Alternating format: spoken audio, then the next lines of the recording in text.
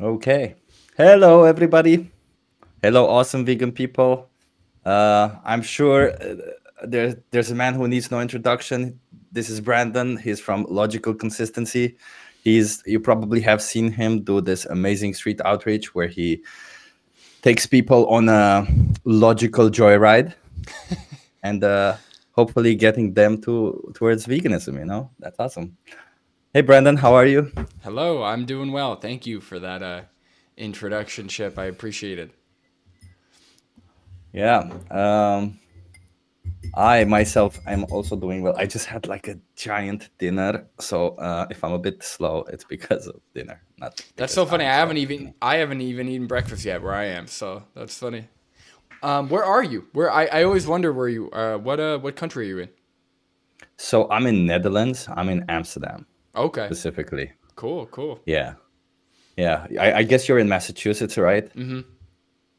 I did see your stream with Sky, Uh huh. and I did write down that you're from Plymouth. Plymouth. Plymouth. Plymouth. Yeah, yeah. Plymouth. Yeah. Plymouth. Interesting. Interesting. What's something cool about Plymouth that? Well, I again, if you're from the Netherlands, I don't know. Plymouth to me is kind of like a joke over here. I don't know because it's like America's hometown, So it's like the birth where the Pilgrims came in, supposedly. Um, so honestly, Plymouth is kind of the most boring town I've lived in so far. It's nice. It's like a nice town, but it's okay. Something cool about it. There's the Plymouth Rock, I guess, that everybody loves to go visit. It's about this big, so it's very uneventful, but yeah, it's very Thanksgiving, hometown type of thing. So Is that like a oh, let me Google it. Is that like a mountain or something? which one? The Plymouth The Rock? Plymouth Rock. No, no, Yeah. it's literally a rock. It's literally a rock that supposedly the pilgrims came and like touched or something. I don't know. It's no bigger. It's like this big, like the width of my arms. It's really small, but everybody always comes to try and visit it. Yeah, I don't know. I see. Well, then again, you're also pretty tall, so maybe your hands are also pretty big. Who Maybe, knows? maybe, yeah. Is it? Can you touch it, or is that like a? No, no, it's like, yeah, it's in this huge. So what's funny is like the thing that's guarding it or like protecting it is like cooler than the rock itself. But there's like these columns and there's like a camera. It's like a whole like museum thing. I don't know, but it's yeah, it's interesting. Plymouth is very for Massachusetts. It's very I would say like right leaning. I don't know how familiar you are with American politics, but it's very right leaning. So um, like Fourth of July, all of like Christmas, Thanksgiving, all these like typically like American um, holidays. They're pretty big here. So there's like parades. The people go kind of crazy for it. So that's kind of fun. I like walking around, taking photos of that stuff. So that's fun. Yeah, that does sound fun. I actually like US a lot. I'm one of those people who likes the US culture. I actually mostly like US people more than anything, but the US culture is also kind of cool. It's just too much meat, too many animal Yeah, products and stuff. yeah, I agree with you there for sure. So one thing I forgot to do in this live stream is say hello to everybody in the live stream. Let's see who else is here. So Ellie is here. Hello, Ellie. Hello, I'll hello. just. Martin is here, whose phone is weird. Okay. The Corn King himself, Mr. Mike. I'm sure you've seen all of these people, right? Also through your comments and Yeah, yeah, yeah, in yeah. your lives. Yeah, Carrie is also awesomely here. Hello, Carrie. That's probably my favorite part of getting into activism is the community. Really, we do have like the best one of the best communities I've seen. Very supportive, and I think that's how it should be. I appreciate that a lot. I completely agree. Yeah, it's probably the best community out there. Yeah, it's impressive. I'm actually wondering if like Joey, who's got like 100,000 subscribers, if he also Like if you'd also just come and say, hey, Leon, and hey to everybody. Oh, by the way, hey, Leon. Yeah. Lizzie. Hello, Lizzie. Okay. Well, I said hello to everybody. Perfect. I'm perfect. So I have written down a couple of questions for you. And I know probably a lot of the people have already seen your interview with Sky. So I'm not going to go too much into that. But if you can write a short thing about how long you've been vegan and kind of what your journey to veganism was. Journey, yeah. Yeah, that's I've been vegan. It's going to be 7 years in March, so next month. I think almost exactly a month. So yep, 7 years. I went vegan when I was 18. So I don't know. There's nothing. It's not like my parents prevented me from doing it earlier. That's just when it happened. And yeah, I guess my journey started like I mentioned this in the Sky interview, but I got exposed to it early on. There was this documentary. I gotta find this documentary. I don't know, but it was about, they talked about like fur and slaughterhouses specifically, was a big one. So I kind of got exposed to it, but I never really thought about it again. It kind of lingered in the back of my mind, but never really put much thought to it. And then as I got older, I got into fitness, got into nutrition, started looking at the nutritional science supporting plant-based diets. Then I found people like Gary Yourofsky, Vegan Gains, I think Joey Carbstrong, I think, was doing stuff at that time too. And that that kind of set me on the vegan path, I guess. Nice. Are you doing something for your celebration in March for your 7 years? No, it's just 7 years. I mean, maybe for the 10-year one, I want to do something, especially now that I'm on YouTube, I might do like a live stream or do something cool. But for 7 years, it's the least I can do. So it's fine. What would be really cool is to find that documentary and watch it, Yeah, live or yeah. something. I really got to find it. I just, trying to think, because I was like, had to be no older than 6. So I was like 4, 5, 6, somewhere there. And it was on HBO. So I've never actually done a deep dive, but I guess I have to now. So I'll take a look. Okay. So I know you said you turned plant-based first, which was for health and for all these reasons, right? No. So I went, so I got into nutrition, but I kept eating because I was like powerlifting. I was on my routine. So even though I was fully aware of veganism and plant-based diets, I actually didn't switch for like 6 months to a year. So I had that in the back of my mind. I was still, doing my routine, whatever. And then at some point I was like, all right, I can't, like, enough's enough. I'm not, I think I finished my routine. I'm like, okay, well, I'm just going to go vegan now. So I just switched overnight and I didn't really look back from there. Was there something that clicked that said, oh, I got to switch? Like, was there maybe something you were watching or something you were listening to?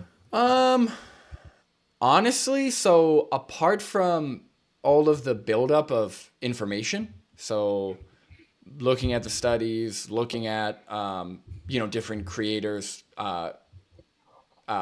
understanding the logic and the position of veganism, other than the buildup of that information, one night I was eating like chicken and rice, the classic bro meal. And there was something about the chicken that just really, I don't know if it was bad or something, but it really made me feel like nauseous. Like I really didn't feel good.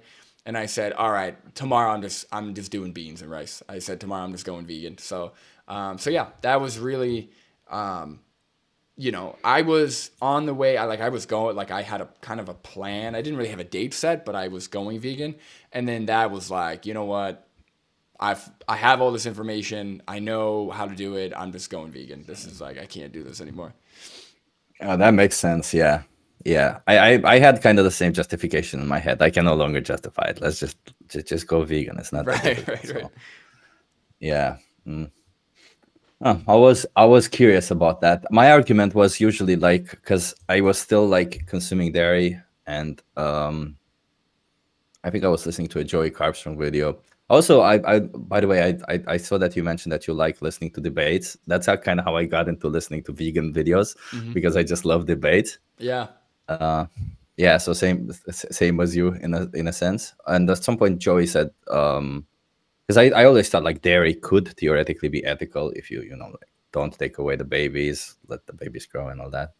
Um, but Joey said something like, "Well, that's not the case, so you're still not paying for that." I'm like, "Oh shit, yeah, that's true." How was I justifying it? It's like, it just feels like all of a sudden you're like, "Whoa, okay, it's a different world." Yeah, How long interesting. have you been vegan? Oh, 2 years. Two Okay. years. Okay. I was 6 years vegetarian, and in those 6 years, I had 1 year maybe when I was plant based, not vegan. And then yeah, when I was plant based, I was doing it for like health, and I bought into all the thing about trying to go for a raw plant based thing, and eventually it obviously caught up to me. I had a B12 deficiency. Well, the B12 deficiency happened after switching back to like vegetarianism.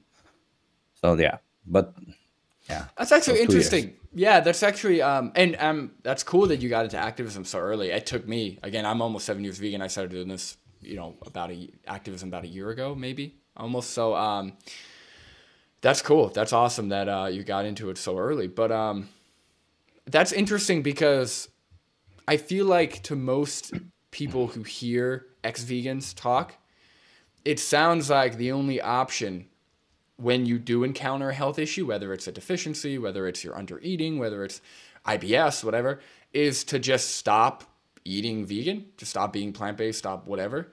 When in reality, that's, at least from your experience, sounds like that doesn't have to be the case, right? You can just find a solution while staying plant-based. So that's actually a really good thing. Yeah, that's cool to share. Yeah, I mean, I remember it distinctively that at some point I said, well, I have to take these vitamins and then these vitamins, and I was like, oh, but I don't want to take so many pills, and I'll just eat some cheese. I really don't like cheese. I never really liked cheese. So I was like, oh, okay, I'll just bite my lip when I eat it. I don't care. So I was mostly vegan, just eating from time to time, thinking of some yogurt or something to get B12 or whatnot. But then I had the B12 deficiency anyway, and yeah, and I had to take shots first, which is, I don't know if you ever did B12 shots, but yeah, my girlfriend at the time was like, I'm not giving you a shot, so I had to do it like this and on Oh, my own in my butt. Yeah, it was not pretty because it's, I'm already scared of a needle, and I was sitting there. I think I was sitting, it took me like, every time it took me like 30 to 45 minutes to get a B12 shot, because I was sitting with the needle and the thing, and I'm like, come on, do it. You can do it. It's crazy. Yeah. But now I take B12, and the doctor said it's not because of any dietary thing. It's just my genetics, and I have to take it for the rest of my life. So some people have that apparently. So I'm like, okay, whatever. oh, so you have to do the shot, or do you do? No, no, no, no, no. I just take vitamins every Oh, day. okay, okay, cool, cool, cool. Yeah, yeah, yeah. Yeah. Okay. Okay. Interesting. So, well, I think what we started discussing in the comments when it was on one of your posts regarding crop deaths, right? So I was thinking of asking you this one question, which I kind of want to ask everybody from now on, is what is this? Because you do a lot of street outreach, right? And actually, before I ask you that, I'm curious, like, do you have any bad discussions or good discussions, or how do you classify them as good or bad? Um, yeah, I guess I would need to know that definition myself. I mean, every time somebody is open to coming and talking, and especially being on camera, or even if not, because I have a lot of talks off camera, and unfortunately, those are the ones that end up being better. Just because some people don't want to be on camera, and usually because they know they're not informed, or they know, so they just want to talk. Sometimes I have people who don't want to be on camera because they know they're just awful human beings, and they're going to do whatever they can to like piss me off. So I have both, but the ones on camera, they're like mixed. Some of them are just completely like anti-vegan, ignorant, whatever. Some of them are like genuine and they genuinely have questions and like, you know, things they want addressed. But yeah, the only bad talks I ever have are when people don't want to be on camera and they are specifically being dishonest, and then they'll get aggressive and physical. I've gotten into not a few physical altercations, but one of them I got a guy who punched my sign and then he walked away. What? So yeah. So that one, he was a dairy farmer, I think, or at least he said he was a dairy farmer, and I was walking him through his own position, like he was telling me, well, this and that, and I'm like, okay, so you told me this and that, but, and I was like going through it, and he was like, you're putting words in my mouth, you're doing this, and then he punched my sign and he left. So that was one, and then there are some where they get so angry. They're like, you're a, you know, piece of this, and they're like flipping me off and this and that, and they're causing a whole scene. Those I would say are like the bad, quote unquote, bad ones. Because it's people who don't have the right intentions and are just there to try and like troll you. And then when they can't troll you, they get very aggressive and physical. Oh, interesting. Oh, you're basically, your method of dealing with trolls is like telling them logical facts, and then they get angry because like, no, logic, my only yeah, weakness. But are you ever scared of going out on the street when No, shit not in like that's Plymouth. happening? Yeah, if I was in like I don't know, even just if it looked physically scarier, I would probably be more nervous. But in where I'm at, I'm like right in the heart of downtown, and it's very like tourist friendly. So yeah, I'm never really scared. Now I do get scared sometimes, not scared, but I get a little nervous sometimes when because I like to go out Friday nights, Saturday nights at like 10 p.m. So when people are out at the bars, because I find that like, unless it's summertime, you know, in the summertime, I like to do more daytime stuff if I can. But, you know, just with my schedule, nighttime works better. So when I go out, that's when people are like, they're like ready, you know, but they also are more willing to come talk. So I'm like, not only do I like debunking and planting the seed for veganism, but I just genuinely love interacting with like confrontational people. I don't know why. It's just fun for me. I don't know. I see what you mean. You did, but you're doing it very well, by the way, on camera. That's why I ask what's a bad discussion to you, because to me, a bad discussion is when I say something stupid and it happens. And I don't know, like you just seem like you're going there and bam, all of the top of your head, you're saying something extremely logical and so well put. So I don't know. Do you ever have issues where you're like, am I going in circles? Is this person not like? Are you ever having shit like that, discussions like that? So when it comes to like debunk, because like I've been vegan for almost 7 years. Hello, Christina. I've been vegan for almost 7 years. I've like, before doing activism, I've gotten so much practice in, not just with listening to debates, but also just like, because I will go through it. Like I will go through the exercise, and because I want to find the truth, right? I'm definitely not. Thank you very much. I am not somebody that just learns something or hears something and just holds on to it. You know, I'm still to this day open. If somebody had, that's why I always ask people to debate on camera or do something, because if somebody has something that will debunk veganism or will throw me on a different path, I am more than open to hearing it. You know, I'm after the truth and what's going to be consistent to my values, not just what I like, you know? So that I have very good practice in. I have no problem debunking arguments. What I am running into, though, which is what I don't know if you saw my community post, but I'm running into this issue of trying to actually reach people. That's what's hard, because I'm figuring out that I function a little bit differently compared to most people. I don't want to say I'm like quirky or something, but I find that for me, the logic and the facts is all it took. Like all I need to know is the nutritional science there?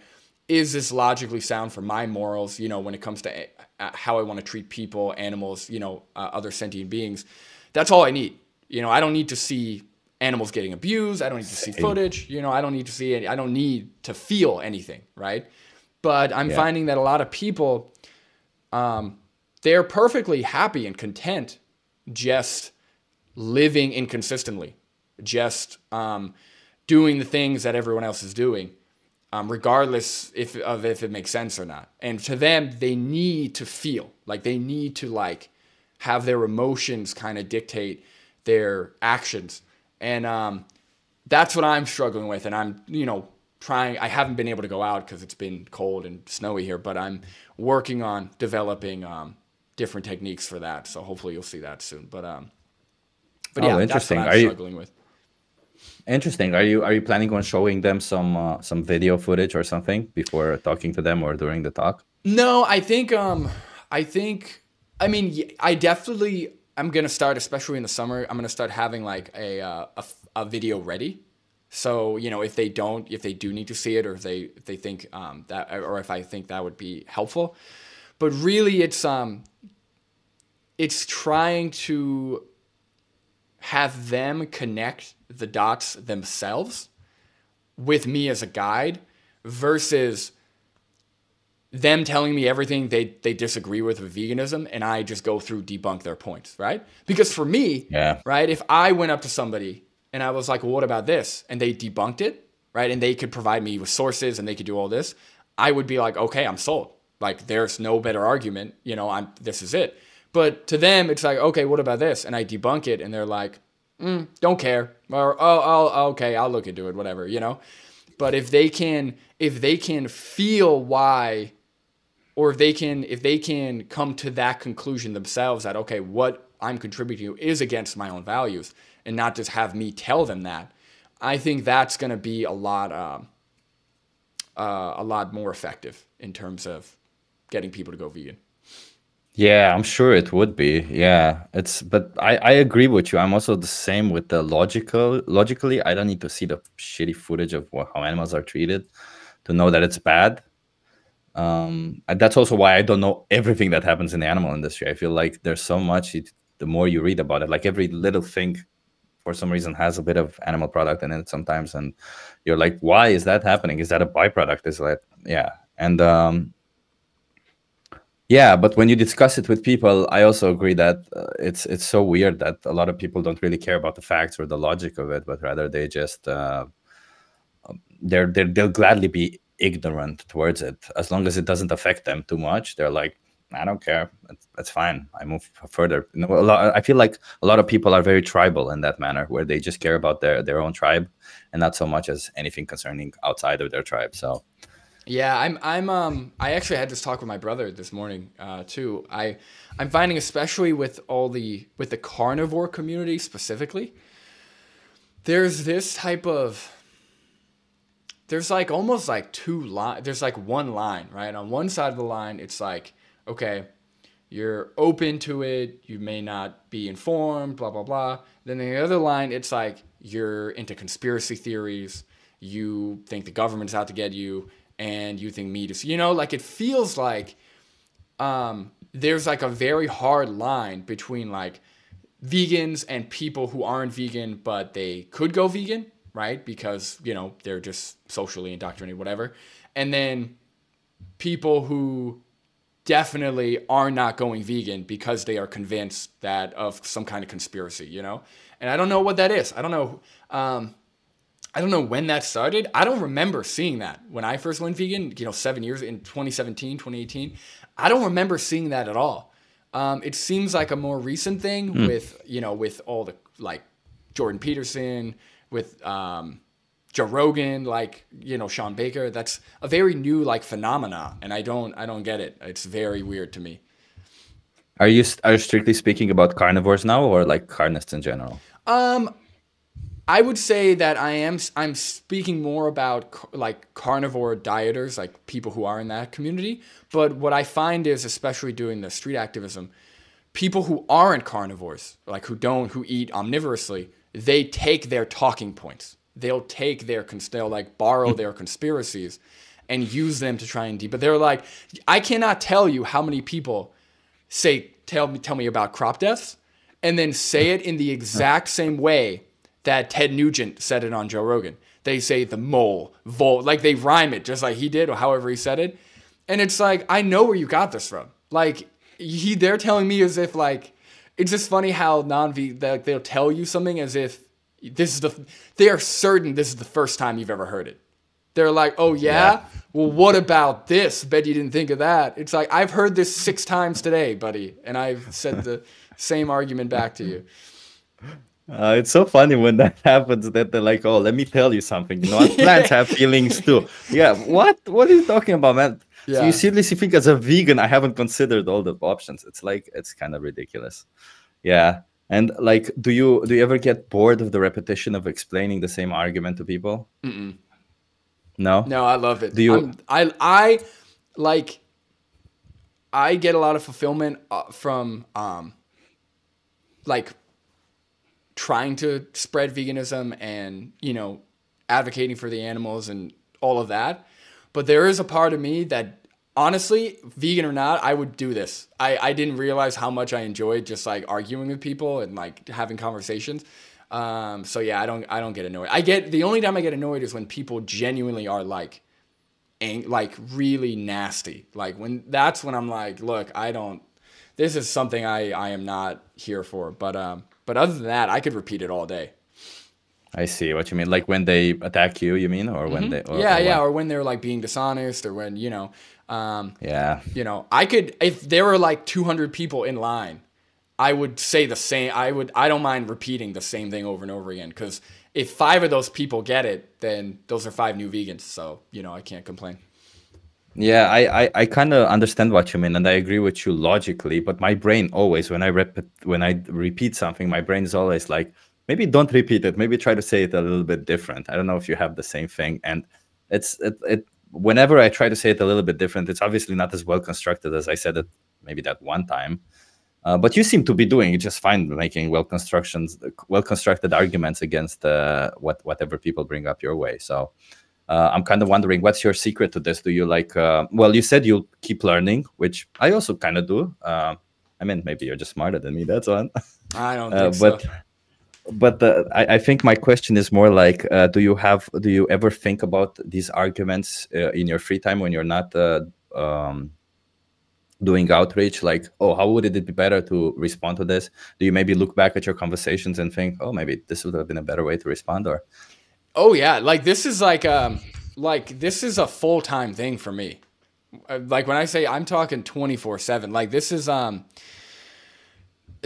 was like this before activism, and I think that's what pushed me to activism. It's like, okay, I am like doing this like in my own head, and I'm going through this. I'm watching all these debates. I'm accumulating all this information, and I'm constantly testing my own logic, constantly looking at the other side. Like I've done all this. Why am I not going out and actually trying to share this and turn people vegan and, you know, advocate for it? So yeah, no, this is like 24/7. I'm constantly pushing like, okay, I know that vegans typically have this position, or I had this position, but I heard this. Okay, does that hold up? And I'm constantly like testing it, going at hypotheticals, looking at different debates. Yeah, it's constant, because that's how you get better. Yeah. And even with my old videos, I mean, some of them are just atrocious. Like I was really happy with them at the time, but looking back, I'm like, oh, I shouldn't have said that. Oh, I should really avoided that. And even now, like I was kind of getting into a flow with kind of my like recipe for street activism, and I'm like changing the whole thing, because I'm finding that while I have the chops, you know, to debunk people on the street, that's not really helping anything. You know, that's not really doing anything for what my goal is, which is to get people to go vegan. So yeah, it's constant, and it's gonna probably be like that forever. And when you adjust your arguments, do you adjust them based on how you find them more valid, or based on do you also look at the character of the person that you have spoken to, and maybe certain characteristics in their character that you distinguish? I don't know if you've read the Earthling's Ed latest book, where he literally splits in characters the How to whole. Argue with a Meat-Eater, that one? Yeah, yeah, I yeah, haven't yeah, read that it. one. No, I haven't read it. I don't read that much, to be honest. I'm better with debates and audio stuff. But Earthling Ed, I love Earthling Ed, but I find that he does a very good job at positioning things depending on who he's talking to. I probably should, like, I think this approach, this new thing is gonna, like, doing a more walking them through it will appeal to more people. But honestly, for me, as long as it's also, now that I'm filming it, it's not just about what's going to reach the individual person. Obviously, that's the goal. But also, I have to make sure that what I'm saying holds up to people watching it, right? Because while the person I'm talking to may not understand the logical argument I'm proposing, or the consistency or whatever, somebody who is watching it online may get it. And that may push them to go vegan, like it did with me. Right? Like, for example, Vegan Gains is incredibly abrasive, right? Definitely rubs a lot of people the wrong way.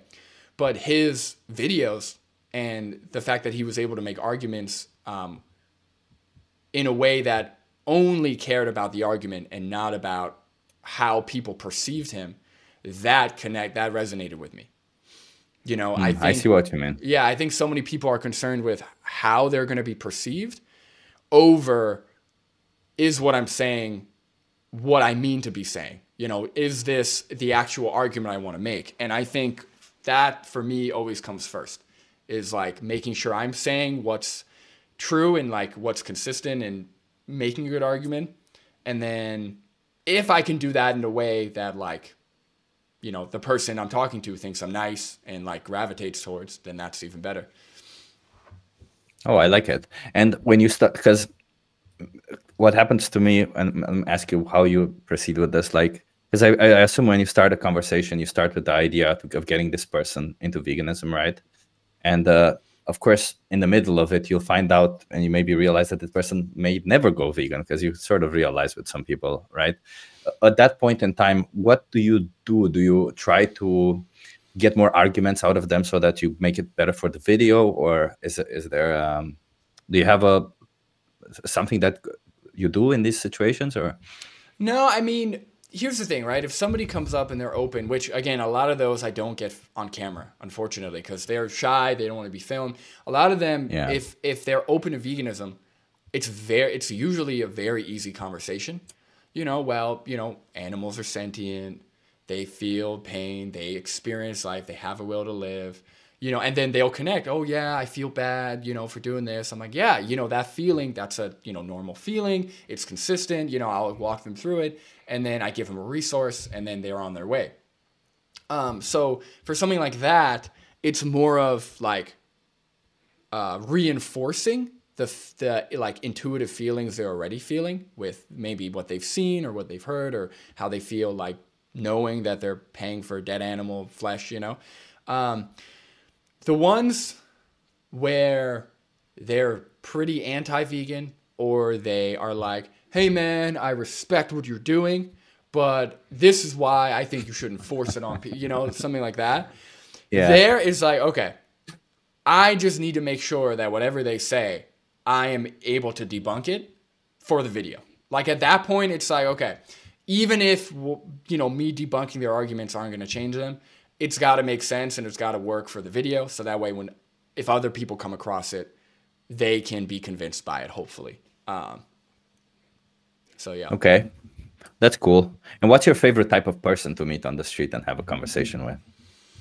Well, my favorite type of person for veganism's sake is people who are open to veganism, people who like already have a position of like, I feel bad for the animals. I don't want to contribute. I just don't know what to do, or, you know, I'm worried about protein, or, you know, stuff like that. But my favorite type of person for my enjoyment is the anti-vegan who isn't one of those people that get aggressive or get completely illogical, but the anti-vegan that like really is like just wants to push these like throw out arguments so that I can debunk it and walk him through it. That's like the best. I love those. Oh, you really like debating, huh? Yeah, I do. Yeah, I do.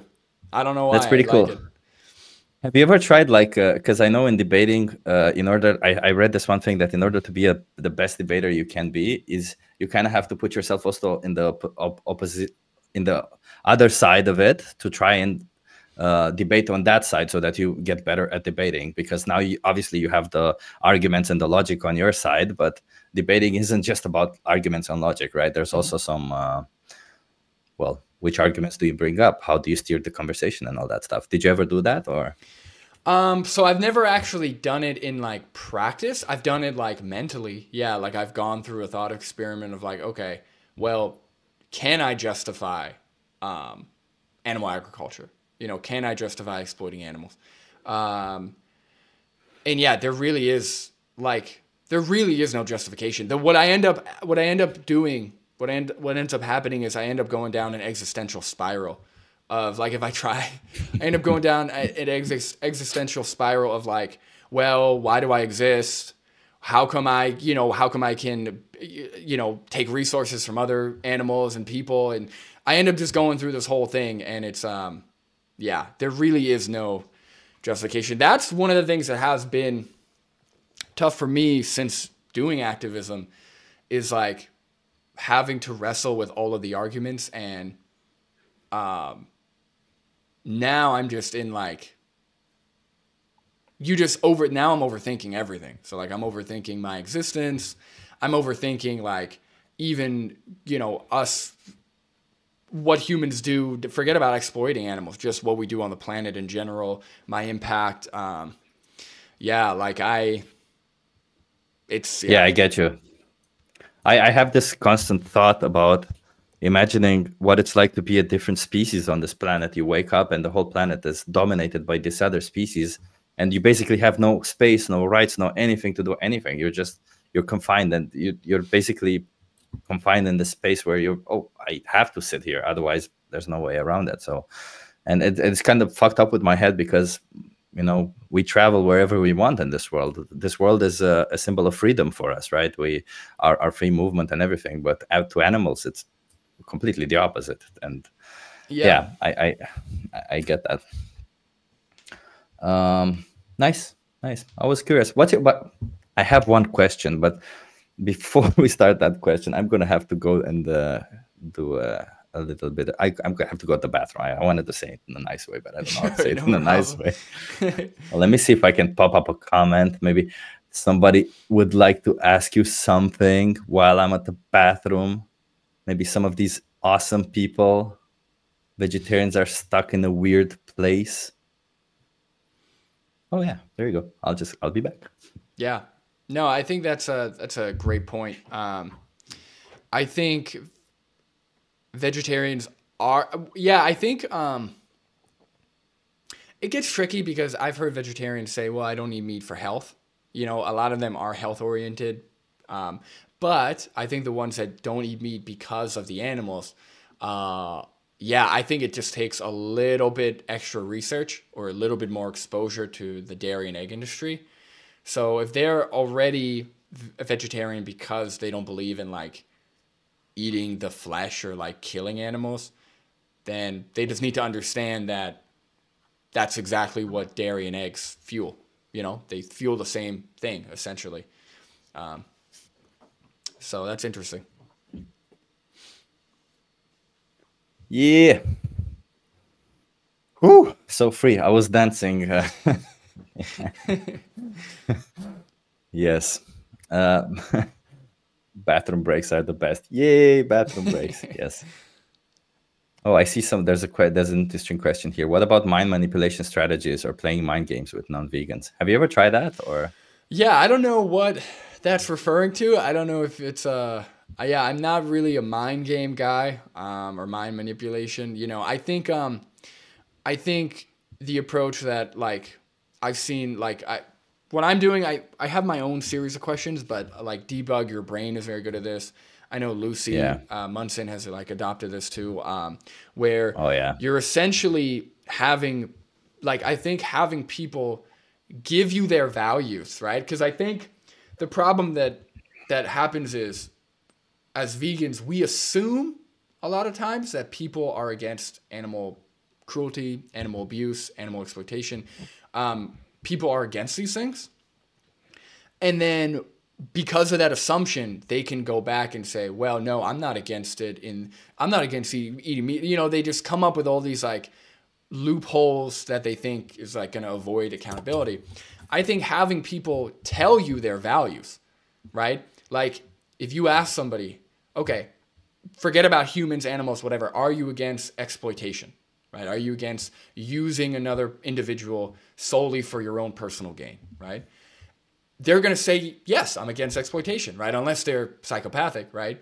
Without the context of veganism, without the context of animals for food, without any of that context, yes, I'm against exploitation. Okay, are you against abuse? Physical, verbal, yes, I'm against abuse. Okay, are you against non-consensual sex? Yes, I'm against that. Of course I am. And then afterwards, if you're able to connect their values that they just told you to what happens to animals, to veganism, there is no way for them to go back on it without being like blatantly inconsistent or without sounding crazy. So I think that's the approach I'm going to take, is instead of having people tell me why they're not vegan or what they disagree with, I'm going to make them like tell me their values and then explain that's exactly why they should be vegan. So I think that's going to be a much better approach. So I'm waiting for more people. I'm waiting for warmer weather. I'm just ready. I'm ready to do a lot of activism. So. And I think that's a very good strategy. I know Lucy does it. Oh my God, I need to stop playing with this. So I know Lucy does it really well. And it's some of the questions that she asks beforehand are really good, because once people get to veganism, they all of a sudden they know they can't justify it by saying this because they relate it to the questions that they've been asked just before. So yeah, it's a good strategy, and I think you, with your like very logical thinking and logical way of approaching things, this may actually be a huge success. You got something really good on your hand. I hope so. Yeah, I think it's gonna be like what I think, because I still have all those arguments. So in this case, I'm gonna lay it out, and then after, like, I essentially, they tell me their values, and we get to a position where veganism is like a logical extension. It's pretty much irrefutable. Once I ask them what would stop you from going vegan, that's where the education and like my normal routine of like debunking myths and sharing, facts about plant-based diets and veganism, that's where that's going to come in. So I think we're going to get the best of both worlds, where it's going to be connecting their own values and kind of make them feel how that connects to veganism, as well as having enough information to like refute or debunk what they may be apprehensive about, like protein, or what about the cost of vegan diets and stuff like that. There's also something to be said about your current approach that is very good, because as you, especially for YouTube videos, because there's the retention rate in YouTube, right? There's always a problem with people not watching the whole video, right? But with the way you do it is because the first thing you do is you explain what veganism is. I feel like a lot of people who have this idea that veganism is just not eating meat and telling people to not eat meat or feeling superior, whatever the fuck people think. You can swear, by the way. I'm sorry, I might swear from time to time. That's right.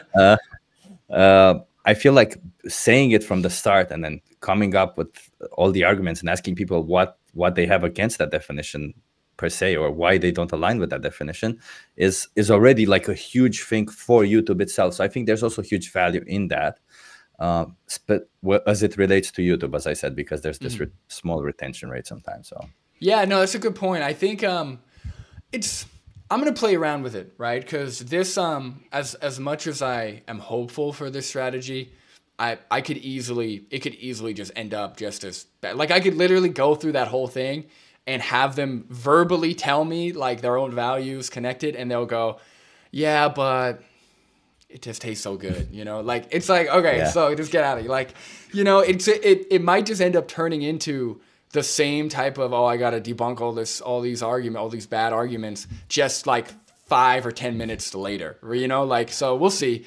We'll see how it goes. I like the aggressive, like, all right, you're not vegan. Tell me what you disagree with. Tell me why you're not vegan.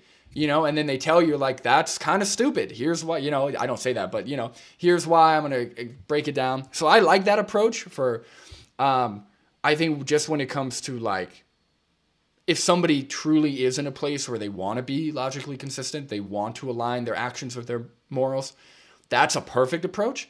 But most people, as we know, don't even think about this. They've never thought about this. They just do what everyone else is doing, regardless of whether it aligns with their values or not, or they don't even bother to look more into it. So I think that's where this approach will be better than the new approach, I think. Yeah, I see what you mean. Yeah. Yeah, and I also noticed that because you said like some people, I noticed, I think you had it in your videos, and I also had it with people talking on the street where you tell them something, you ask them a question, and the answer that they give has nothing to do with what you asked them or what you've talked so far, Oh but they my go like, God. I love meat. What the hell? Did I ask you Yeah. if you what? Oh, it's so ridiculous. Because I've been uploading older videos, but as I'm getting closer to like the more recent stuff, like Yeah. I love when I ask them a question, like, what do you disagree with? And they're like, you know, it's fine if you want to be vegan. I just love steak. It's like, okay, you didn't answer the question, buddy. Like, let's try this again, you know, like, because it's so easy. Like, there's so many little, like, subconscious tactics that people use to avoid accountability or to avoid honesty. Right? And they might not even be doing it consciously, right? I can understand what they're doing because like I have a general knowledge of debate, and I've listened to a lot of debates, and I know different strategies of avoiding accountability and avoiding questions. But they're doing it. Like, they're doing it right there. They have no idea. And now I've got to explain, hey, you didn't answer that question. Let's try it again. Or I'll explain the Yeah. definition, and I'm like, or I don't even know. I don't know if this is in a video I haven't uploaded yet, but I'll explain it. And they're like, okay. And I'm like, do you know what I just said? Like, do you know what I mean? They're like, can you repeat it? I'm like, okay, so you didn't even know you didn't even retain what I said. So why are you, like, people, I swear I am saying things, they're not hearing it. And then they'll just go ahead and say their, like, silly argument. And it's like, you did not hear what I just said. Like, if you don't understand something, just say you didn't understand it, and I could repeat it in a different way or whatever you need. Yeah. Do you find anything like that annoying that they didn't listen to what you said, or that they don't clarify what they don't understand? Only when people are, only when, again, they're like intentionally dishonest or aggressive. Like, I'm fine if people don't understand, right? I'm fine if people don't get it at first, or they need clarification. What I have a problem with is when you clearly did not retain anything I just said, and then you're going to go ahead and try and argue against veganism. Or like, you know, like I was the other night, so like I tried to do activism last Friday, and it was too cold, I guess, and nobody was really around. But I was out there for like 3 hours. And it was just, Jesus. I was just like, my frustration got to a pretty high point. So I was on my way home, and on my way home is when somebody was like, vegans are killing all the bees, or like they were like, almonds are killing all the bees or something. And I like lost it on this guy. I was like, I turned around and I was like, vegans are killing all the bees. Can you tell me what percentage of the population are vegans, right? Tell me what percentage. He's like, I don't know. I'm like, you can't tell me what percentage of the population. He's like, I don't know. I'm like, okay, it's less than 2%, right? So number one, if you're saying that vegans are responsible for killing all the bees, who is growing all the almonds? Who are eating all the almonds? It's not just vegans, right? We're less than 2% of the population. All of the other people that also eat meat are growing the almonds, right? So if there's a problem with bees dying in almond production, that's not a vegan problem. That's a production problem run by people who eat meat as well. And then also, what else? Hold on. I said also, if you have a problem with almonds and avocados. You can be vegan and not eat those. I said, I don't eat almonds and avocados. I literally don't. You don't have to do that. And he was like, I think I'm done with this conversation. I'm like, yeah, I think so. And I walked away. But yeah, that was crazy. Like some of these people, they're like just saying what they hear, right? Yeah, almonds and avocados, bees, almond. Yeah, they just hear it from Piers Morgan or Joe Rogan or whatever. And they just say it so confidently. And the second that they actually like have a conversation, that's why. Sorry, I'm just rambling. Sorry, Chip. No. That's awesome. That's awesome. Do it. But that's yeah, what like, we're here to do. In the comments, like with the carnivores, they're saying all this stuff. I'm like, okay, let's set up a debate. And they're like, oh, no, I'm not doing that. I got better things to do. Or they're like, why don't we just debate right here in the comments? I'm like, what do you mean? Nobody debates in the comments. It's not a debate. That's just commenting back and forth. Let's have a debate. I'll live stream it. I'll video it. I'll do whatever you want. Let's actually have a debate where we can hold each other accountable. And nobody wants to do it because they know it's stupid. Yeah, that is true. It's kind of coming back to what you said with the story. It's interesting to me because you said, I remember when you said in the interview with the Sky that I watched it recently. I think it was in December, but I watched it recently to get prepared for this. And I heard you say that you live close to the center of where you do activism, right? Mm-hmm. And you're within walking distance. So when you walk back from there, you walk with a sign that says, "Why aren't you vegan?" Oh yeah, I make sure to keep the sign because you never know. Like that's why I also am a fan of signs that say vegan on it because even for people with cars and stuff, you never know what that's going to spark. Oh, you should be vegan. They might Google vegan. They might find an Earthling Ed video that's like really good, or you never know. So yeah, I always wear the sign. That's a good approach. I'm still like, okay. I mean, I know you're tall, but like I don't know. I would be afraid. I don't know. In the US with the guns and the things, I don't know. I'd be afraid to just be wearing a vegan. Why aren't you vegan sign? Or somebody is pissed off and walking. I don't know. Like look, when I'm done with my outreach, I put everything in my bag. Nobody knows what I've done. Get on my bike and bike home. But yeah, it's it's again. I'm just not. I don't know. I think that if you are genuine and you're honest, I think people can understand that. Like, I think that comes through, and I think I've just never been afraid or like nervous about a lot of situations that maybe most people would. I don't know. Like, cause I know that I'm being genuine. I know that I'm not hurting anybody. I'm not doing anything wrong. Yeah. If somebody decides to hurt me, that is what it is. But I'm a bigger, I'm 6'2" and a half, 6'3". Like I'm a pretty big dude. Like the risk is not worth the reward. Like really, you're going to try and hurt a guy just standing out here with a sign that most people probably think is like homeless, because I've got like a hoodie on. They don't know what the sign says. So you're going to like beat up what most people are going to think is like a homeless dude with a sign. Like the risk is not worth the reward, again, with the logic. But I see what you mean. Yeah, it's, it's important. Like things that are important, I don't really care. Like, I did a whole project. So on the side, I'm like, I like documentary photography. So I did a whole project. I used to live in Lowell, Massachusetts, and Lowell is definitely a rougher city. And as I started like biking to get some exercise during COVID. And as I started biking, I started like interacting with the homeless communities there, and I started interacting with the people there. And I would like get into like, I was like some of these photos, I would get into like very uncomfortable situations with different groups of people, and I would go like in the middle of the woods where there were like tent communities and people living in like really rough conditions, and I would talk to them and photograph and just like, and so I don't know, when I find something important and I'm like being genuine, I don't really have that fear, I don't know. Yeah, I get it.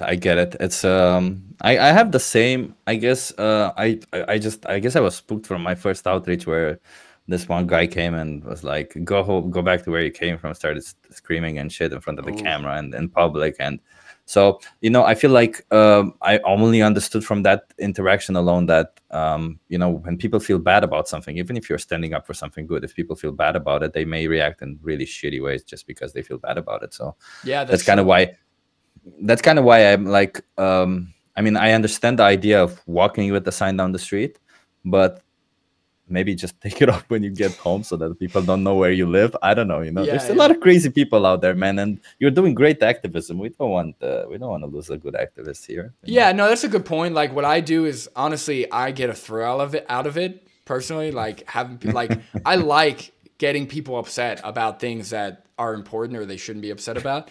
But I agree. I don't advocate for anybody to do anything unnecessarily risky or like I did have like especially crossing the street with a sign, people in their cars will sometimes be like, I should have hit you, or like, you never know. Like some of these guys, they might hit, yeah, dude, like some of these guys, they might hit me with a car, So like, better be safe. I appreciate that message, Chip. I think for people thinking about doing activism, this is like, you don't have to be like I don't know, not a warrior, but you don't have to be like, just like going crazy. I do a little bit because I get some thrill out of it, but yeah, definitely better be safe.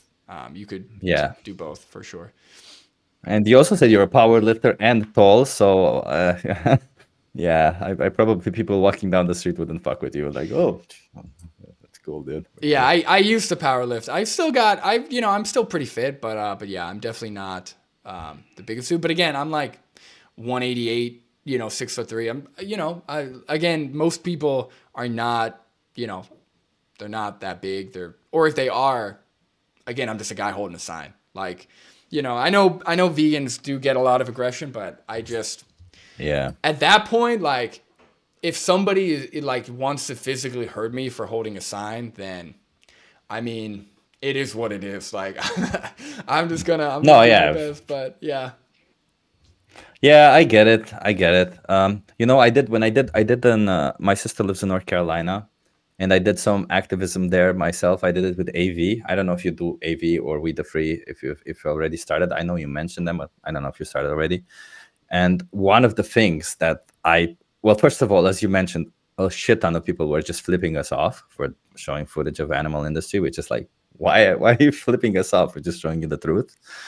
And for the first time, I heard somebody say about abortion, like you should be showing footage of abortions, not this. I'm like, did you ever do you get that kind of stuff? Yeah, no, especially because I said where I'm from is more right leaning. And I haven't done anything with AV or any organizations yet. I want to. It's just with my schedule because I work full time. I was going to school. I just finished school, so I'm done with that. But I work full time. With my schedule, I find that like solo stuff just works better. And I prefer solo. I'm not really like a people person. I'm gonna be honest. Like I'm not really as much as I am fascinated by humans. I'm really not I prefer to just me, my fiance. I'm good. I have some like lifelong friends, but I prefer like more solo stuff. But it's good. I think especially if you're interested in getting into activism and you are a little nervous or you don't know where to start, I think going with a group is the best. And I was also going to say, I think all of the aggression especially comes in when you show them footage. Because I don't show any footage. It's just a guy holding a sign and we're talking. But when you show footage, there's something I think like emotion, like that's when people start acting out of emotions because it's so upsetting. Like it's honestly I don't know how people can see it and not care. Like it's very, very, I never watch footage. Like there's just no reason for me to, but it's very upsetting. Like it's awful. So that makes sense. But answer your question. Yeah. Abortion all the time. So people will be like, well, are you also against, or are you also against abortion? Or they'll be like, well, you must be against abortion if you're this and that. It's like, well, number one, not really the same thing. And number two, you don't know my position on abortion. So why just assume, like if you want to have a conversation, sure, I could humor that for a couple minutes, but don't just come up here being like, well, you're pro-abortion, aren't you? It's like, you don't know me. You don't know my position. Get out of here. Oh, yeah. Well, I think I saw it in one of your videos where you say you draw the line at sentience, which I fucking loved that, including with abortion. Makes a ton of sense. And if you actually look at the documents, usually the abortion is legal up until like, I don't know, a couple of weeks, exactly when it's about the time when they get sentience. So it's kind of... I think it's the only way that is consistent. Like I watched, I don't know if it was a debate between Vegan Gains and Avi. I think it was that one. But Dr. Avi's done a couple on abortion. I think... the drawing the line of sentience is the only consistent thing, that would make sense. Now, I understand with the world that we have, there's a lot of practical issues and a lot of educational issues. Like there's not a lot of sexual education. There's not a lot of resources in certain areas, at least in the U.S. And, I think there are exceptions to the rule as of now. But for the most part, I think in an ideal world, abortion should be drawn or the line should be drawn at sentience, which you still have multiple weeks. Like you have multiple weeks to check. I think, I think there's a difference between like, how do I say this? Yeah, you don't have to be politically correct. I don't know. Yeah. Well, I just want to make sure I'm wording it correctly. Like, I think there's a difference between needing abortion and needing reproductive care, and like that's knowing you had sex, knowing that, because you get pregnant when, we all know how that happens, right? So knowing you had sex and then just not checking for like 3 months, like I think there's a difference, right? I think abortion is essential for not just reproductive health and care, but also to prevent children from coming into horrible situations, right? All the pro-life people that I hear, it's like, okay, so you want a woman who is living in poverty, who maybe already has 2 kids, to have another kid where they're barely getting by just because you're against killing the resemblance of like just a clump of cells after like 4 weeks, like that, that doesn't make any sense to me. But sentience makes sense. So it makes a lot of sense. Oh wait, I see a comment right here. The thing is, the woman is sentient, but the fetus isn't, though it can be seen as an ethical dilemma, much less simple than just not exploiting animals. I completely agree. It's kind of weird that you start discussing you talk about animal agriculture and all of it, and people just start bringing up all other kind of subjects just to try and get, like, I guess, your moral position. I don't even know what. Well, me and my partner, we talked about this during in our Sean Baker thing. The reason why I think people bring up or try and call vegans hypocrites, whether it's with abortion, whether it's with crop deaths, is because as long as we're hypocritical, they don't have to change, right? As long as in their minds we are inconsistent, we make exceptions to our rules, we have, we are doing things that we are against. As long as they think that, then they have no reason to change. They don't even have to humor what we're saying.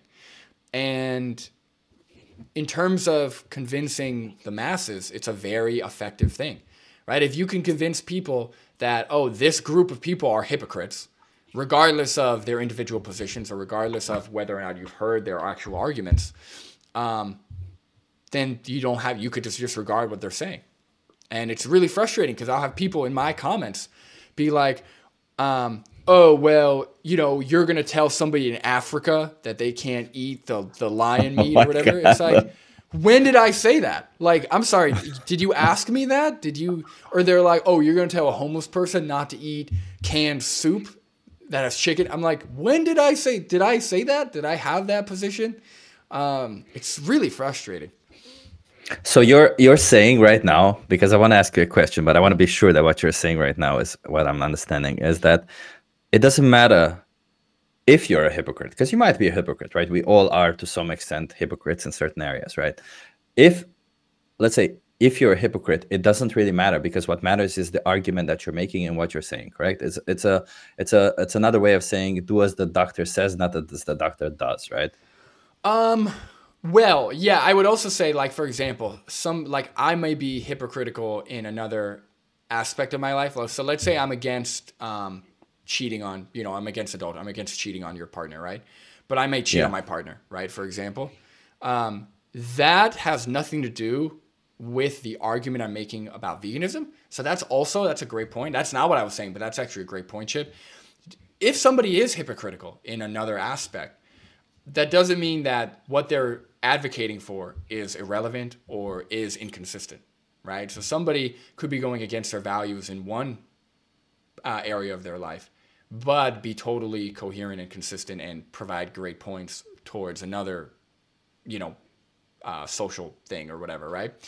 What I was saying is most vegans, I don't want to say that, but most of the big vegans and a lot of vegans that I've talked to actually aren't hypocritical. We actually do want to address crop deaths. We actually do have concerns about, abortion or all of these things, right? Usually vegans aren't just one mind, all I care about is not killing animals and we don't think about anything else. Like we have other positions and, like any type of political conflict, anything, I do the same thing I do with veganism. I push myself. I try and listen to debates. I try and understand things. But as long as the other group, the people that don't want change, as long as they can picture us as hypocritical, as long as they can have these one-liners that are like, vegan crops kill everything in the area, therefore they're hypocrites. As long as that's what people hear, then those people are essentially given permission to not listen to anything we say. And that is hard, right? The second that people are like, well, you're hypocrites too, you kill animals too, this and that, then that allows them to continue their journey of killing animals, So that's... Go ahead. And this brings me to my next question, which is kind of, I really wanted to discuss this with somebody, and I think you're the perfect person to discuss with it. All right, perfect. What do you feel? What do you feel about a non-vegan doing vegan activism? I think, here's the thing. I think when we ask that, we have to look at any other, like we have to put it in a human context. So like, how would I feel about a racist advocating or like doing activism for black rights, for example, right? Or equal rights. Yeah. That's kind of not possible. And the reason why I say that is like, if you are advocating for equality, right? If you're a white person and you're advocating for black rights or equal rights for all races, you have to know the arguments, right? You have to understand the logic. And if you're doing that, I don't know how you could stay racist. Now, in the case of veganism, it has a practical, there's practical context. So like, you can understand the logic. You can be against exploiting animals, but you love McDonald's burgers and you pass it every day and you could just go in and get it, right? It's legal. Yeah. So in that context, here's the thing. Let's say that there was a non-vegan who was turning people vegan.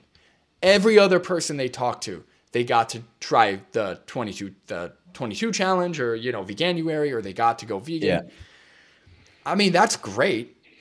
I'm not going to say that like, oh, they're not doing a good thing. The problem is if the people who are talking, do you know how many people ask me if I'm vegan? They ask me, they're like, are you vegan? I'm like, yeah, what do you think? But if somebody who wasn't vegan, they were like, are you vegan? They were like, no, I'm not vegan. They'd be like, oh, okay, why aren't you vegan? So I think, it would just depend. I don't know. I would still like not like that person. I'd be like, look, man, it's awesome what you're doing for veganism, like turning people vegan, but what's stopping you? Like, what's the problem? Like, I can help you, I don't know. Yeah. No, I mean, I understand. I guess, I don't know. In my head, I'm thinking of, I have a friend who's highly logical, is very good at debating and stuff like that. And he kind of understands the idea behind veganism, but he's also kind of a psychopath. I don't know if you know what that's. Yeah. I don't think he's clinically psychopath, but like a psychopath doesn't really care about anything. That's kind of their whole spiel. And I'm thinking like if there's somebody who just clearly doesn't care what they do, but just does this because they know it kind of makes the world better by doing this, but they don't really care what they do. Is that, I don't know, I'm trying to think, is the question that, is it ethical to do that? Or is it like, I know in the context of, as you say, on the street, a lot of people will ask you if you're vegan, right? But the reality is that shouldn't really matter. That shouldn't really matter whether you're vegan or not. What you're preaching is something about facts. People should say, oh, okay, that's interesting. I didn't know that's what's happening. Nobody should actually ask you anything about yourself, because this isn't about you. It's about the animals, right? So that's why I was asking this. Yeah, no, it's interesting. I mean, at the end of the day, if they have like if they're debunking and they have consistent logic and they are doing a great job of advocating for the animals, again, in that aspect, I can't really complain or have issue with. My only thing would be like with them, like personally, they're being inconsistent. Yeah. They're going against their own values. And even if they're if they are like psychopaths or if they're, especially if they're diagnosed, yeah. I guess in a vegan world, obviously we know what we do in the human context of psychopaths who have no feelings and who like either carry out harm or think about carrying out harm. They're usually medicated or institutionalized or something, right? There's some kind of intervention. We don't just let psychopaths just kind of roam free, So in that context, like in a vegan world, same thing. If there was somebody who had no feelings of empathy or no ability to connect with others, whether it's humans or animals, and their way of their choices led them to carry out violence towards animals, we would medicate them or institutionalize them or jail them or fine them or do something, So yeah, makes sense. That's what I think people are missing. Like people are missing that it's not about the practical issues of being vegan today, right? Just like how when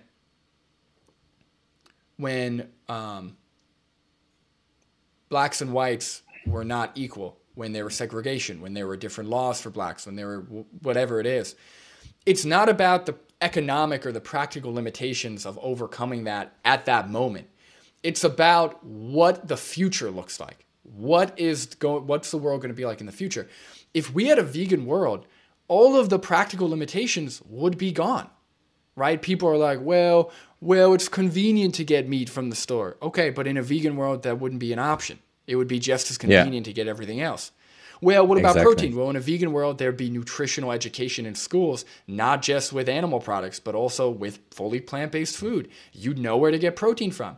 All of the meals would be made to be better, just like how school lunches, school lunches are awful, but they're still designed to have some kind of vegetable, some kind of grain, some kind of meat, right? Or some kind of protein.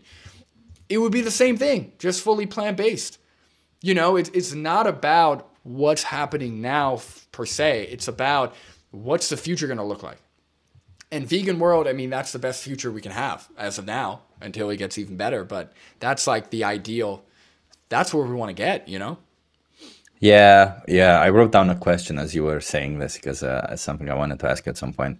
Interesting. Yeah, I don't know if I agree with the fact that if the world would be vegan, people would be getting nutrition at school. The way I see it, the vegan world would just be like kind of the same world, but no animal products. And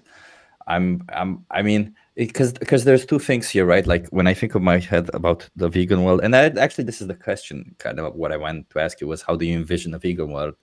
But the way I see it personally is there's two sides to it, right? Is the non-vegan world transitioning to a vegan world, which will make an amazing world.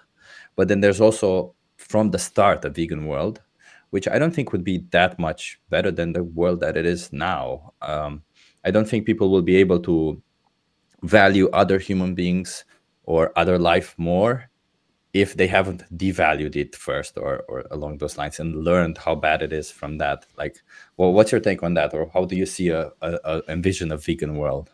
Well, that's interesting because if there is a vegan world to begin with, right, we got to understand what veganism is, right? It's like considering all sentient animals, including humans, morally, right? So if we had a vegan world to start with, we wouldn't have a lot of the issues we see, right? We wouldn't have racism. We wouldn't have sexism. We wouldn't have homophobia, right? Like the logic, like of course you could have people who somehow just become homophobic, but a huge, like the root of all of these all of the discrimination and all of the hate is misinformation. It's ignorance. It's logic that doesn't hold up. Well, why are you against gay people? Well, they're different. Man should be with a woman. That's it. Like it's logic that just doesn't hold up. So in a vegan world where, like, if from the start, from what you were saying, like if humans never discriminated against others Yeah. based on how they look, based on their physical traits, then I think we might just be as selfish and destructive, right? We might still have our Coca-Colas. We might still have, all of the harmful things that we do to the planet. But it would be almost impossible. Like, I don't see how there would still be racism, sexism, homophobia if the world was vegan to start with. I just don't, it just, you look at like any of those environments, the first thing they compare them to is animals, right? You look at Nazi Germany, they compared Jewish people to other rats or whatever.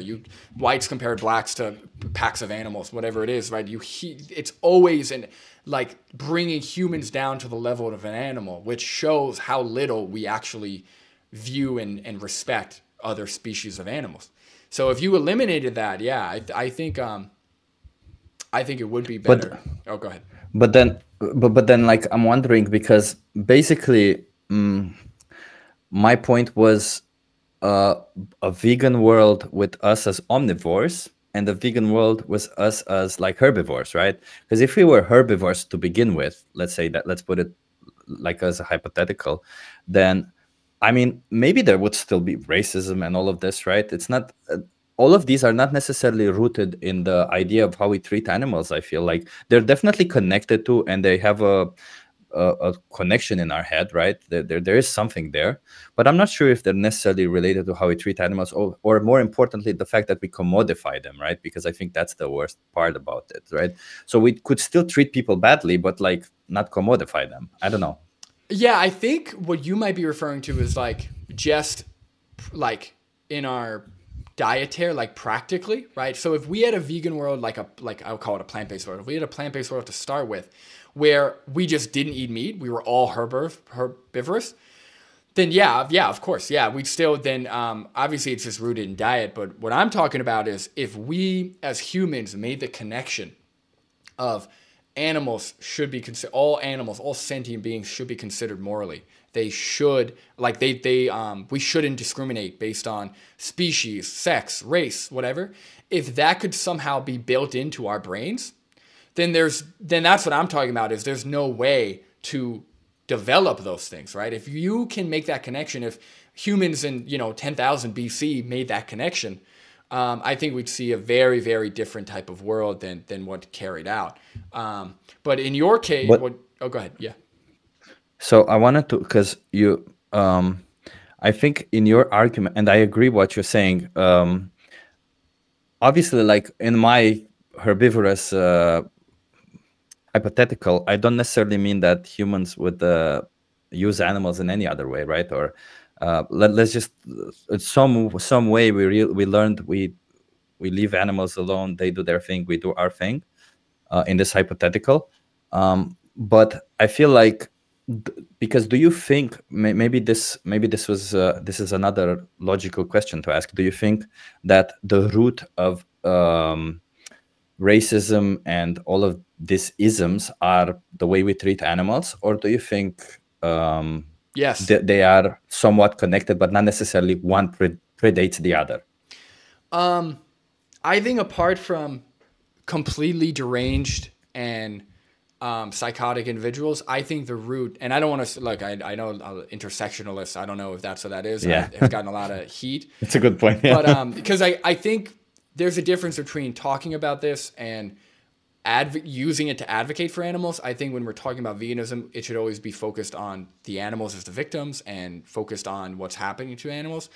But if we're talking like philosophically, yeah, I do think the root of all of our discrimination is lack of critical thinking and how we like treat animals. I've said this in a video before, but I truly do think it's a bottom-up issue, right? Because what we're doing now is we are taking, let's say, the most oppressive group, right? I'm not saying all white people are bad, but let's say we take white men, right? So what we're doing now is throughout history, white men have essentially oppressed women, people of color, animals, whatever, right? We're taking that and we're saying, look, we have to give these people more rights. We have to give women more rights. We have to give, we're kind of going from the top down. We're like trying to correct it, But I truly think it's a bottom-up issue. If we can teach kids, right? If kids were taught okay, animals are no different morally to humans, right? And you should not hurt an animal just like you shouldn't hurt a human. We're all equal. There should be no discrimination. Unless they're like mentally ill, there's no way for them to logically get to a point where, okay, but I love animals. Animals are the same as us, but black people aren't the same as me. No, they are like lesser than. Or like, oh, women, I'm a man. They're a woman. I love, all animals, cows, chickens, pigs, they're equal to me, but women aren't. Definitely not. They should be just, like it's just no way. Like unless there's something, maybe like a religion or something like forcing them to think that way or like brainwashing them. If you teach veganism as the base, as like the root, I just can't see how, we can progress to like Nazi Germany. I guess the way I see it in my head, like maybe the question I'm asking is if you never ever questioned whether an animal can become modified or whether you have this in your ingrained history to begin with, then maybe you still have issues with other people. Like, I don't know, does this mean because does this imply that any omnivorous animal is living at peace with any other omnivorous animal? Well, not omnivorous. I'm sorry. Yeah. Herbivorous and herbivorous. Well, yeah. I think there's a difference between like the position of racism, sexism, homophobia, carnism, whatever, animal exploitation, and having conflict or having wars or having disagreements, right? I do think there would still, I don't think there's ever going to be a peaceful utopia where we don't have war over resources. Yeah. We don't have political disagreements, right? But I genuinely do think, like I said, I could be wrong. Maybe somehow in a world where everyone understands that animals are on the same level as humans in terms of like moral consideration, right to life, somehow they can still develop thoughts of racism or sexism based on their experiences, right? Like maybe you have the whole world's vegan, like morally vegan, not just eating vegan, morally vegan, but you have a group of people that keeps having a negative experience with another race or another sex. Yeah. Then they could maybe over time, develop feelings of like irrational discrimination towards that group. So I can see that happening. But I think there is like, especially down south here, man, like there is still a precedent that like, okay, black people are different than you if you're white. Men belong in a superior position compared to a woman. Like that is still the thinking and it's the same logic that allows us to discriminate against animals, right? So I think go ahead. I understand your point. I believe that because I think this is where we differ. It's interesting. So because I believe that I agree with you in saying that veganism would obviously be teaching veganism nowadays would imply way more human rights because we have been through this whole history and we understand all of it. We would understand way more.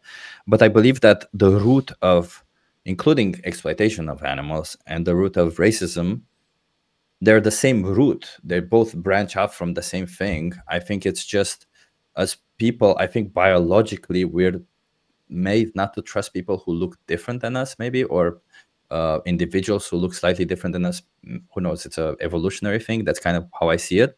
And in that sense, that's kind of what drives us to our thoughts instantly of being, oh, whether it's this thing or this thing. And everything is just perpetuated by of course, the stereotypes that society has created, like, oh, animals, they're okay to be killed.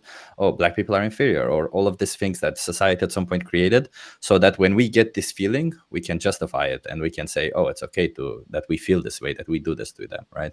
That's kind of how I see it. Yeah, I mean, to your point, I do think that a world where we have gone through the rabbit hole of discriminating, of oppressing, I think that world is ultimately going to be longer lasting and better. Once we stop doing that, I mean, versus because if we have a world where we've never experienced that, eventually somebody's going to do it. Like eventually there's going to if you've never gone through it, that's why they say history is important so you don't repeat it. If you've never gone through it, somebody's going to be able to do it, right? Somebody's going to have Yeah. some kind of psychotic thought, convince people, just like Nazi Germany, just like whatever. So yeah, somebody's going to do it. So I do think, unfortunately, you know, for the victims that had to go through all the oppression and exploitation and abuse, I do think that if we are able to get to a point where we have a vegan world, philosophically vegan world, I think it's going to be long lasting and it's going to stick, hopefully. But you always have oppositions. You always have, whether it's because of religion, whether it's because of, again, just bias because you want to keep eating meat or whatever. But we'll see. So before I ask you the next question, do you have time? Because I know you said an hour and a half, and it's already been an hour and a half. Can you stick around for a bit more, or Yeah, I don't know if how's your time looking? Yeah, I'm good. I'm good for like another 30 minutes. I'm cool with that. Okay, let's stick with that. I'll try to capsize. So going further, because I want to leave this topic and go further, and based on the same idea. By the way, I just love discussing this with you, because you obviously know your stuff, and it's very cool to have these conversations. I don't get to have conversations like this with a lot of people. No, me neither. That's the thing. I love doing stuff like this because I really don't have, like, I have a couple vegan friends, but they're big, you know, we're kind of busy. So I could talk about this all day. You know, luckily my brother's vegan, so Yeah. we kind of go through that's it awesome. together. Yeah, but yeah, this is great, man. So thank you for having me, and thank you for all the questions. I was going to ask you next. So, because on the same thing as you said, right, which kind of in my head says in a logical way that a bit of suffering kind of makes something a bit more concrete. Let's put it this way. I don't know if it's the right verb to use, but I think you kind of understand that idea that I want to make. And the question is, because I want to discuss then non-existence versus existence with pain and suffering, and then ultimately a liberation, right? Like if we were to, because in the case of dairy milk, right? Could we, like, how would you feel about, no, because the alternative to obviously stopping the dairy industry would be non-existence for all of these animals, right? And what if in this other world, there is which is things as vegans we kind of have to think of them. Like there is kind of an ethical way of doing dairy, but let's say you still exploit animals, you still you bring them to existence, you still exploit them the way you do, but you don't kill any animals. But after you exploit them for like 6 years, let's say, you let them live free and you give them a good life. It's kind of reminiscent of how maybe we as humans work our whole life and whatever. It's reminiscent, of course. It's not comparable in absolutely any way, right? But like, I'm wondering, how do you feel between non-existence and existence like this? Yeah, here's the thing. I am fine with non-existence. I actually think non-existence is the only, like, truly non-violent solution, or apart from obviously being given full freedom. Like, I think if I'm brought into existence, then obviously I'm going to have a lot of issues with a lot of things. You know, I'm going to, want freedom. I'm going to want rights. I'm going to want certain things.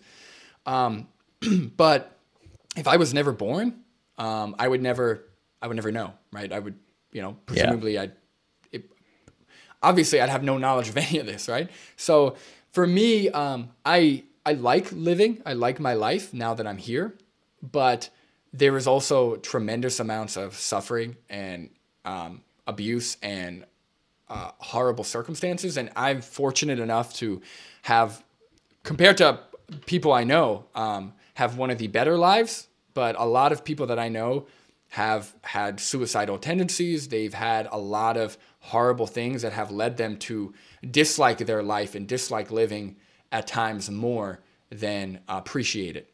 So even for humans in today's day and age, and even if you're born into the, let's say, the least oppressed group, maybe if you're a white man, for example, even in that context, there's still so much suffering and so much pain and so much you have to deal with that, I understand a lot of people who have the anti-natalist approach. I think that makes a lot of sense.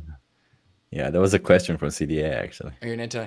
I am not an antinatalist in terms of like, I don't know if antinatalism is like, it's a moral position of like thinking it's morally obligatory to not reproduce or something like that. I don't think that's the case. I'm on the fence. I'm always back and forth with whether or not I want to have a kid or I should have a kid, or, you know, at the end of the day, I think having a child is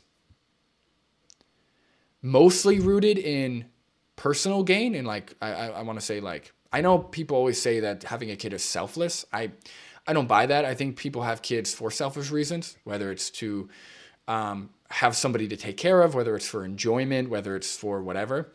But if you're able to if you're in a position to where you could have a child and that child is free and they're taken care of and you know that you're doing the best you can for them, then most likely that child is going to end up enjoying their life and having a good life. So I think that's fine. But I don't think it's obligatory to have kids. Definitely not. I think most people into their situation shouldn't have kids. I think if you're going to have a kid, you better make sure your mental health is in check for sure and you're financially stable. If mine wasn't, I would not even, no way would I even have a kid. Would I even consider it? So, but yeah, no, I'm not an antinatalist. I don't think, at least as of now. But I'm open. If somebody wants to debate, I'm open to it. Go, Chips. But in this context of also the question that I asked you, and it's kind of related to antinatalism also, right?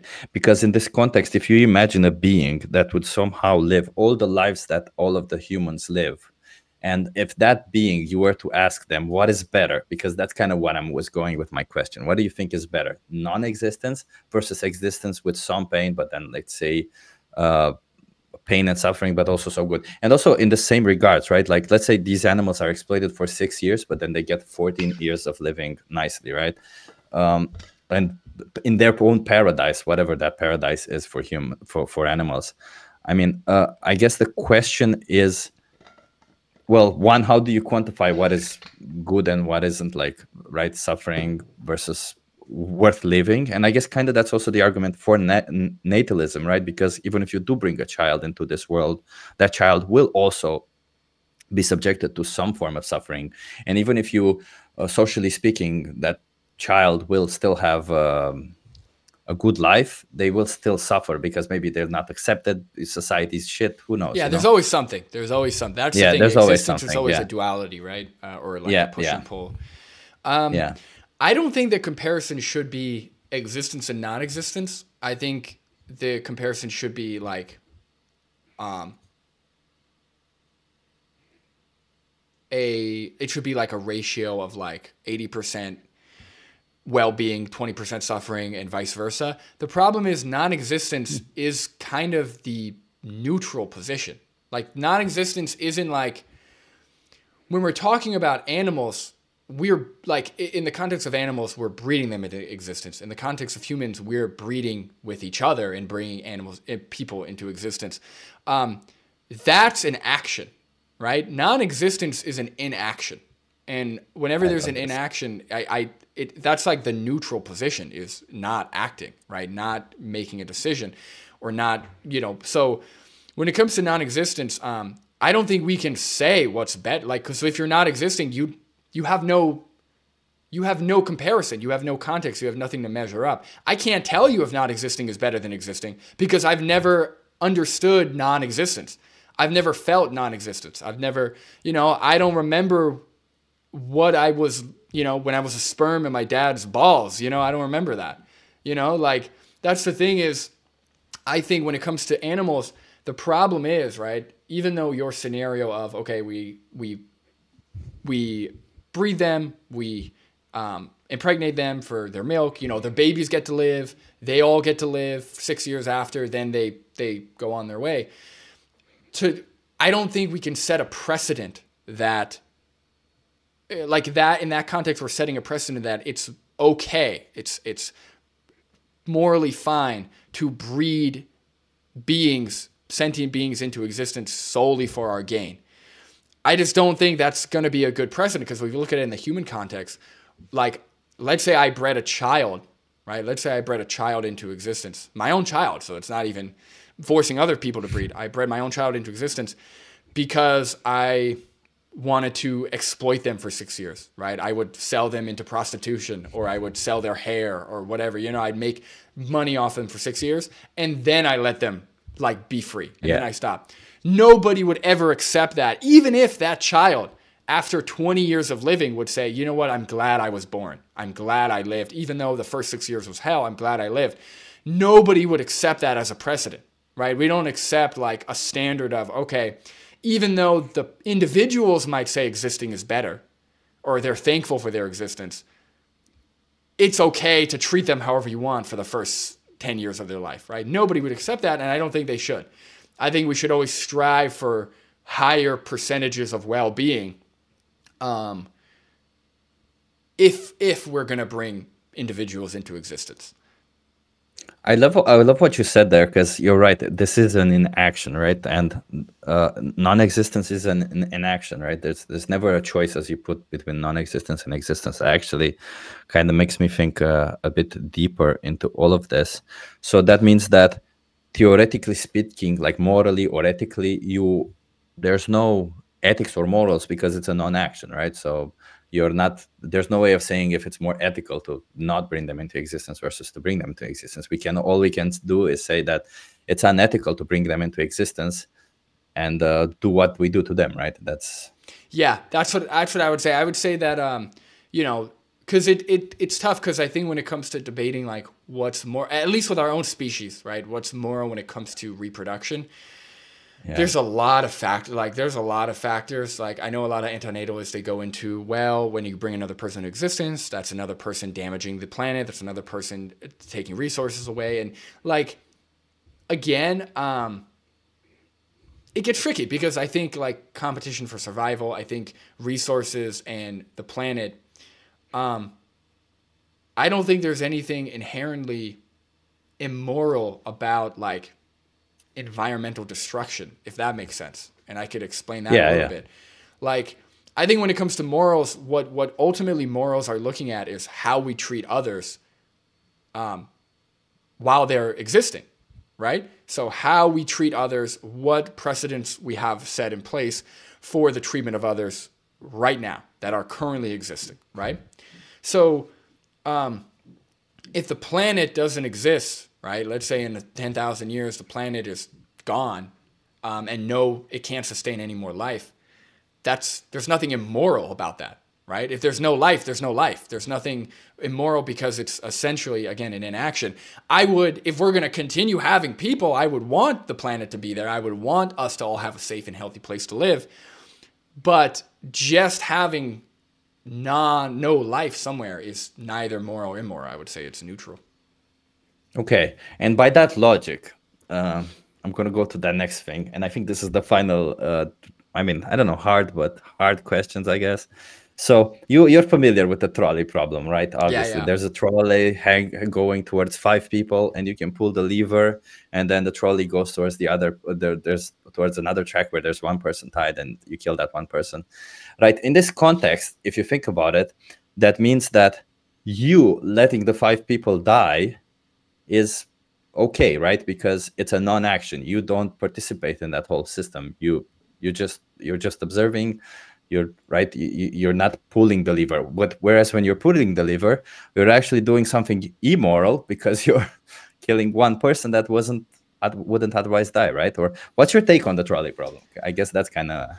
The trolley problem is a little bit different, because you have additional knowledge. So, like, for example, if we knew,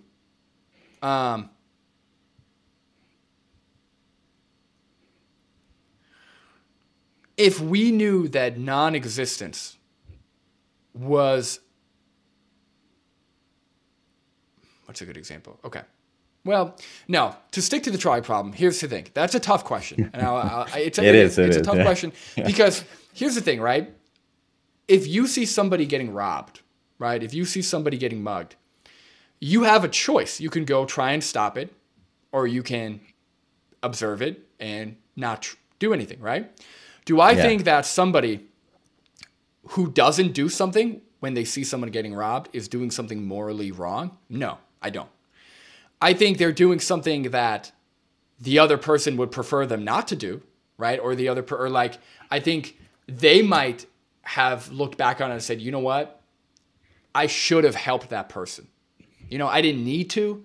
It's not, I wasn't doing anything wrong to that person, but I should have, and I could have helped that person, right? That's different than the person who's actually robbing them, right? Who's actually committing the action. When it comes to the trolley problem, so if I'm sitting there and I've got a lever, okay? And I know that this train is coming and it's either hitting one person or 5 people. And the train's going towards 5 or 1. people. Let's Yeah, yeah, 5 exactly. or 1, Yeah. Train's going towards 5 people and I have the option to pull it. I think at that point I would have to go to just a numbers thing. Like I'd have to go, even though they're like it's individuals, 5 individuals versus 1 individual. They're all individuals. They all want to live, right? Presumably. But I think at that point, just from a numbers thing, I don't want to see more people die than less. Like if I had a choice, like if I could choose, okay, a new war is happening. You get to choose, okay, either 10,000 people die in the war or 50 people die in the war. I'd say, yeah, let's have 50 people die in the war. Okay, but you're choosing one or the other. I'm like, yeah, but if people are going to die anyway, I'm going to choose the lesser amount. You know, same thing with anything else. I would almost always choose less suffering or less death versus more if someone's got to die, you know, anyway. So I pull the lever. Yeah, I would ask you. Okay, I'm just gonna ask you this one continuation to this. Okay, so what if there were 4 people on this other track versus 5 on this one? Right, it's still a numbers game. You would still pull the lever in this case, right? Yes, I'd probably pull the lever, unless I have other outside knowledge of something. Yeah.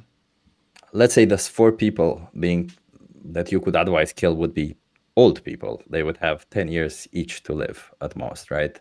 And on this other side, there's young people who would have 30 years each to live. Would you pull the lever or no? Sorry, it's like, would you kill the old people or the young people? Yeah. So let's say it's 4 people on each side. So it's equal amount of people. Yeah. One group is young, one group is old. Yeah. Well, at that point, I don't want to word this weirdly, but at that point, I'm just having fun. Like at that point, it's like, okay, now it's just like, what do I prefer? Like at that point, that's not really like a moral thing. Now it's like, do I love old grannies more than, you know, young children? Like at that point, it's like, I would say like, if a group of people have to die, that's going to come down to the individual preference, not really like a moral obligation. At that point, I mean, from what I know about the older population, I'd probably kill the old people. I'm going to be honest with you. But do I think that it's morally right or wrong to kill one or the other? No, I don't think. I would say like to let it go, because the thing is, if like you didn't cause this problem, right? You didn't cause this issue. You didn't cause you stumbled upon it, and there's nothing you could do. There's no way to help, but there's a lever, and you see 5-year-olds and 75-year-olds. I'm gonna. And it's going towards the 5-year-olds. Yeah. Just and all of them are like, let's say, better versions of yourself. They're highly logical, critical thinkers. Everything. So they're all then I'm definitely killing the old people. I'm definitely killing the old people, because then if we have 5-year-old vegans who are like not racist, totally vegan, not sexist, oh my God, they're gonna do so great for everything. So at that point, it becomes like a threshold thing, right? Like it ends up like, okay, what's gonna be the better outcome to me, like based on my judgment. So. Oh, I see what you mean. Yeah. Yeah. Okay. I was mostly trying to test your logic. If you think a lifespan, because it all kind of connects also to the existence versus non-existence, where if you believe that a number of years is actually worth something, like somebody being young and having a life to live going further means something. But as you put it, if it means something to you, it actually means something, right? But yeah, I would say like when it comes to like actions, right? When it comes to actually committing an action and moral actions, there's like what you prefer. Obviously morals, like values, are preferences, but like consistency, I don't think there's really like how do I want to word this?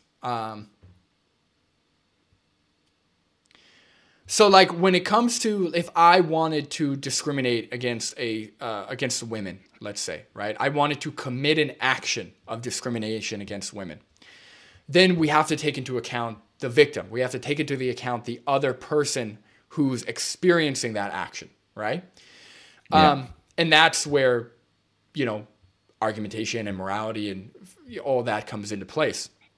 But when it comes to if there are two women that are being discriminated against, one has blonde hair, one has brown hair, I can't do anything about it, but I have to choose one. I mean, I'm just going to choose whichever one I prefer, essentially, right? So that's the thing is like, in a case like that, whether you choose or you don't choose, the action's going to happen, right? You can't do anything about it. So I would say like in that case, it just, it gets a little muddy. I don't know, but it's interesting. Yeah. The trolley thing is interesting. It is. Yeah. Yeah. Yeah. Okay. It's interesting. You made a good point. Yeah. It's basically, but like, okay, I'll refine it a bit. Yeah. Go. All of these people, 4 versus 4, young versus old, the trolley is going towards the young still, but none of them will ever benefit you if they live. None of them will have absolutely zero benefit to you, and maybe absolutely negligible benefit towards the world. So in this context, I know that the young people are going to make as little impact as the old people. So they're both equal in terms of like their contribution. Yes.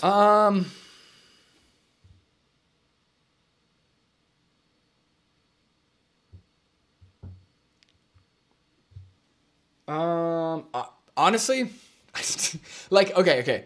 The only reason why I wouldn't pull the lever is because I would feel uncomfortable knowing that I chose, you know, like it's like if a villain set up this contraption, then I know, okay, the villain chose the young people. I couldn't do anything about it. I didn't choose.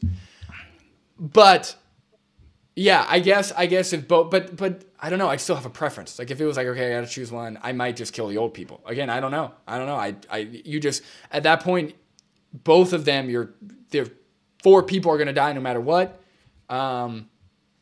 4 people have less to live. The other ones have longer to live. They might enjoy their life. I don't know. That's the thing. I don't think it's like a question you can definitively answer unless you're like there, you know, it's tough. But I would say morally, I think if we're talking morally, there's no obligation to pull the lever.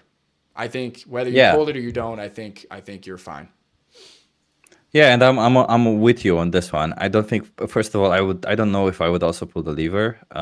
First of all, second, I don't think there's a right answer to this, right? It's just solely about I was kind of aiming towards seeing how you would think this through, and it was awesome hearing your thought pattern. But yeah, that's it. That's cool. Yeah, it's interesting. It's very, very interesting. I think we have 10 more minutes, and I have not asked you a lot of these questions that I wrote down here, because we got into this whole philosophical arguments, which I loved, by the way. I love. Me too. I could do this all day. So that's the thing. I wish I had time. Like that. Like if I could do activism full time, like I want to, or if I could even like, because I've been looking for like vegan jobs too, just like jobs for vegan companies. Like I want to have as much time. I can do this all day. I love this. Yeah, same. What do you do, by the way, as a job? Because I don't remember. I just work remote. If you want to share, Yeah, I just work remote. I just do like customer service remote. Oh, nice. Oh, makes sense. That's why you're so good at talking and all that stuff. Yeah, I've got a lot of patience. Yeah, I listen to all types of stuff all day. So. Yeah. That's cool. That's cool. What about you? If you. Well, I was a software engineer. Cool. For a long time, and now I'm doing nothing. I'm just living off of my savings. That's awesome. You can't beat that, right? That's cool. Yeah, to be honest, like a lot of people say, oh, I love living like this, and that's why I involve myself in so much activism and do so much, because I have the free time to do it. Mm-hmm. But, you know, if you ask me, life with a job versus life without a job, there's no difference. I'm not much happier not having a job than having a job. As long as you have a job that you love, that's all that matters, I think. I was gonna say, it's so funny how like we all have complaints. Like I have so many things that I want to change. If those things change tomorrow, guess what? I just find other things to like be unhappy with. You know, it's always that push and pull. Like it really just ends up being a mindset thing. Like you think, oh, if this was different, if that was different, oh, if only I could quit my job and just do YouTube full time. And then you're doing YouTube full time and you're like, oh, if only I didn't have to do YouTube full time, or if only I didn't have, you know, like there's always something. I think there is something to be said, like as you said, like if only I would be doing YouTube full time, and you like that, and you said it, and then there's something on top of that that they're like, oh, if only maybe making videos would be easier. Oh, if only editing would be easier. There's always a little bit of something, and I don't know, maybe it's just the way our minds is, but at some point, I don't know if it ever becomes just normal, and if it does, I think we don't like it. I think Yeah, we no. we search for. Anytime I've ever gotten to a point of like absolute, like I was satisfied. Like I woke up and I was like, wow, everything is exactly where it is. 1 week. That lasted like 1 week. And then the next week I was like, oh, but what about, oh no, I got to change that. And like, I don't know. I think it's like human nature. If you're like, especially if you're a critical thinker, especially if you're like constantly striving to do better, it's just nature to like be like, oh, but this can be better, but that can be different. And I want this and I want to change that. You know, I think that's just how it goes. Okay. I'm gonna move on. Yeah, Paris. I saw that you went to Paris. I kind of stalked you. I only unfortunately stalked your fiance because you don't have a lot of photos of yourself. So no, she I posts a looked on lot it. more stuff. Yeah. Yeah, so I noticed you went to Paris. Oh, maybe let me bring up all. Well, actually, before that, let me bring up this one, and then I'll bring up Paris. Let me see if I can. And maybe you can tell us a bit about this. I'm curious. And we have 10 more minutes. Quickly, share the screen. Let me share the screen. Share this one. Okay, so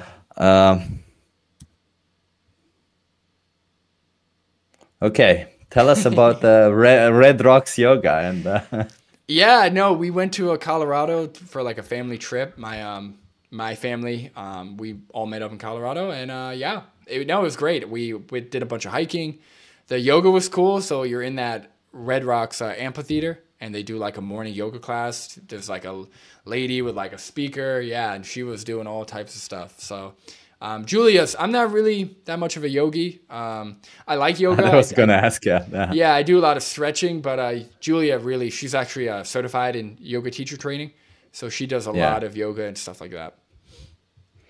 Oh, that's pretty cool. That's pretty cool. And I'm actually curious how it is to do yoga in these. I don't do yoga also. I'm like I don't know. I like lifting and stuff, but yoga, it's way too peaceful for me. Oh, I see Ali says cutest couple.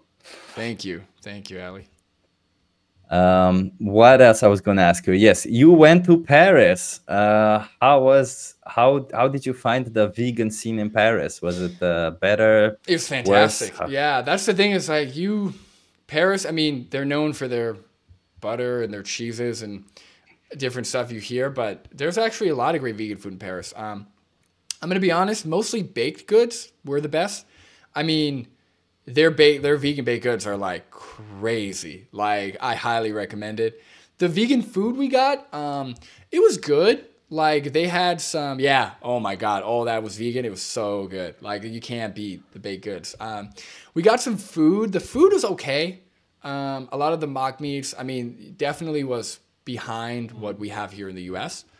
But in terms of overall, I mean, there was plenty of vegan food. We had something to eat every day. There was Indian food. There was there was like, what's it called? Like ramens, or not ramens. Ramens. There was like different soups. There was all types of stuff. So it was great experience. Did you only go to France, Paris, or did you go to other places in Europe also? Yeah. So how we like to vacation, contrary, this is kind of different than most people. What we do is we show up, we sleep most of the time, and then when we're done sleeping, we get up and we walk and we just eat. So we walk, eat, sleep. We went to the Eiffel Tower because you got to go to the Eiffel Tower. And then we just kind of, we like scooted a little bit, you know, just kind of stuff like that. But for the most part, just having the time off work and being able to sleep for 12 hours, then go eat and walk, and it was awesome. So we're going to honeymoon after our wedding to Tokyo. So I'm planning on doing a whole video, hopefully a whole video about Tokyo and the vegan food. And yeah, I'm planning on doing the same thing: sleeping, walking, eating. That's my jam right there. Oh, that sounds awesome. You know, the Italians, I learned, I have some friends from Italy, and told me that what Italians do, you might actually like this a lot, because what they do is they like to, even if they go on a hike or whatever, they do it only if there's food on the other side. So they Like when only they get move there, from yeah. one place to another. Yeah, for food. All they do is walk for food, do this for food, and That's yeah, literally so what we did. Everywhere we went, we walked, but we knew where we were going, it was going to be food. It was going to be a vegan place. So yeah.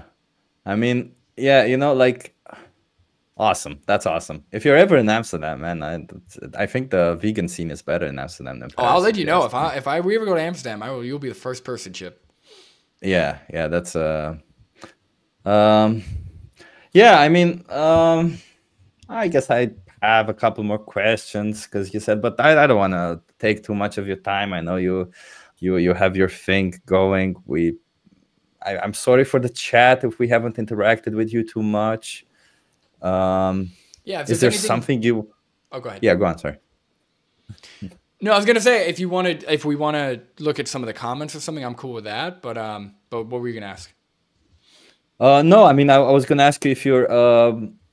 How are you? I forgot my question. I'm sorry. But I'm on what I 36, do you want to know. say is I appreciate you having me on here, Chip. And I'm Yeah. definitely, I like seeing your videos. I watch them all, if not all, most of them. So that's awesome. I think you're doing great. I think the fact that you're 2 years vegan, obviously you've been vegetarian long, but the fact that you're 2 years vegan and you're Yeah. already doing activism, I think is awesome. And yeah, I definitely like your you know, that you do focus on the logic and the facts. And thanks again for having me on. I like doing this. I love talking, different Yeah. scenarios, love exploring our positions, and it's great. Yeah, you know, when I heard your interview with Sky, and you were saying that you love debating and that you love logic and all this stuff, I'm like, oh my God, I'm gonna love this conversation with this guy. It's gonna be awesome. It's so then I started writing all these stuff, and I'm like trying to get to somewhere, but then the conversation just flew. I feel like I wrote for nothing, because we had a good conversation, I feel like. So, Oh and yeah. by the way, you mentioned then that you also had issues with dairy and eczema with the pimples and stuff. I had the exact same issues with dairy and eczema. So Yeah. it's kind of, It was awful. Like I had eczema on my legs, arms, face, everywhere, all throughout like middle school and high school. And then the second I went vegan, not the second, but a little after going vegan, I didn't have to take my ointment. I didn't have to do anything. The flare-ups just stopped. So yeah. I mean, I bought into the dairy industry, who said like, oh, if you eat what do you call it, kefir every day, you're gonna be fine. Started drinking kefir every day. After a month, I started getting pimples on my head, like at like 30 something. I'm like, I never got pimples before. What the fuck is this? yeah, that's crazy. Yeah, yeah. Okay. Well, I guess mm, I'm always looking through the comments of what other people are saying, but yeah.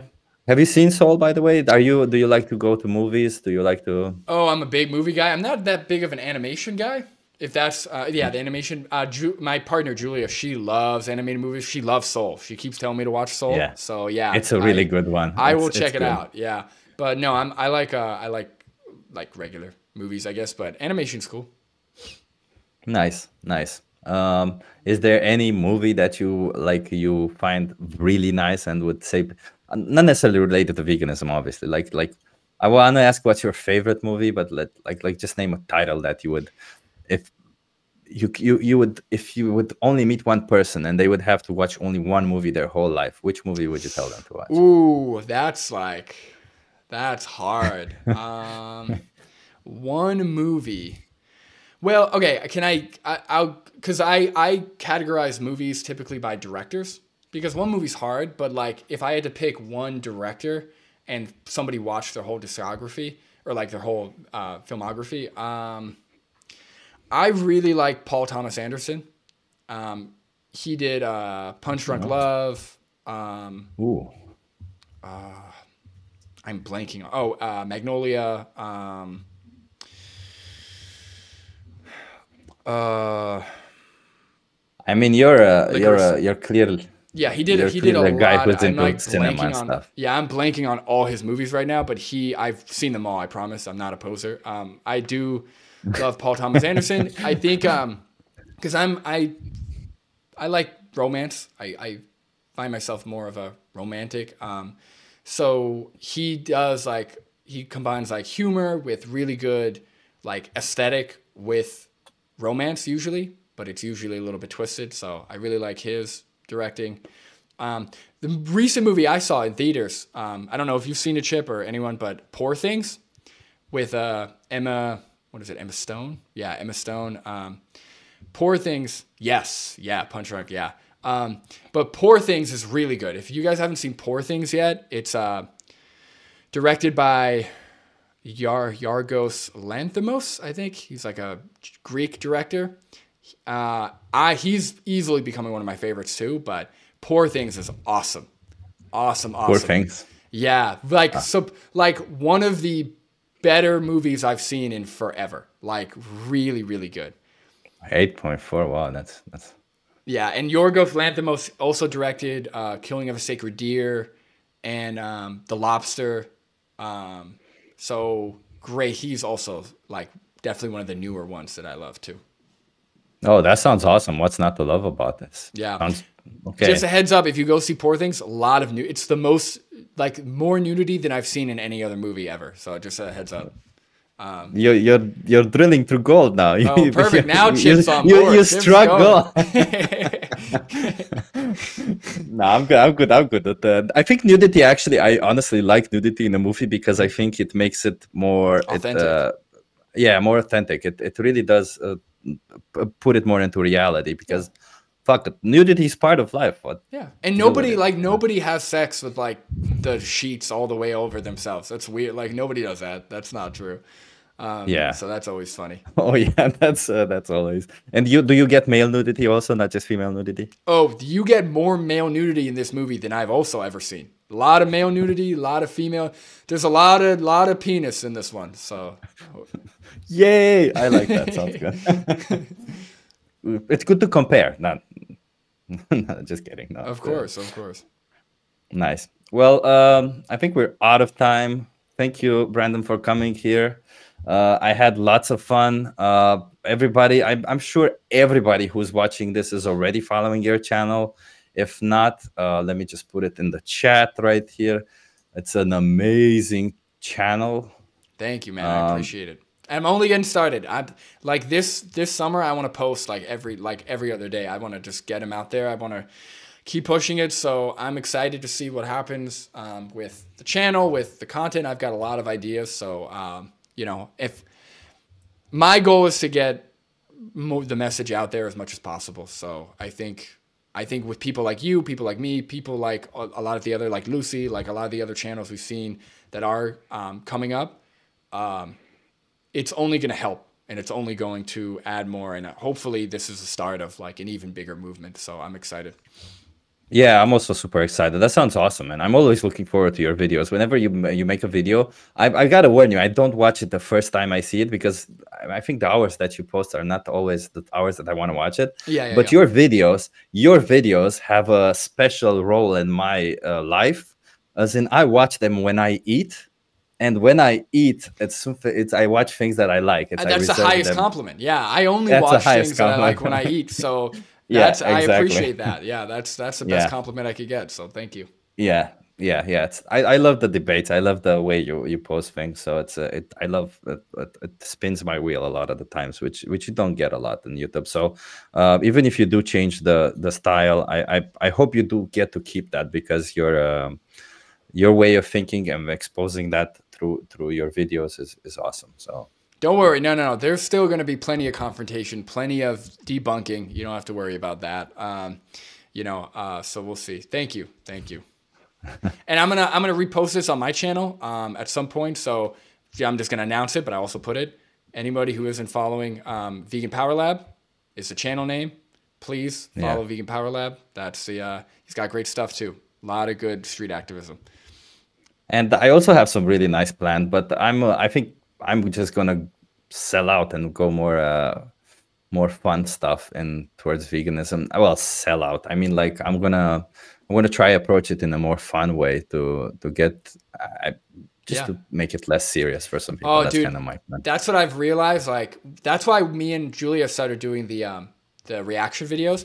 You gotta have fun. Like if it's all serious, you can end up like I was getting so angry. Like you build up like this like frustration. You got to try and have fun. That's why we do the reaction videos. So that way it's just a light thing we can do together and we can laugh and you know, you got to try and have fun in the process. Yeah, those videos are awesome. Also, I loved the one with the carnivore. that was such a good one. I don't laugh at a lot of things, so when I get the laugh, it's awesome. So thank you. Thank you.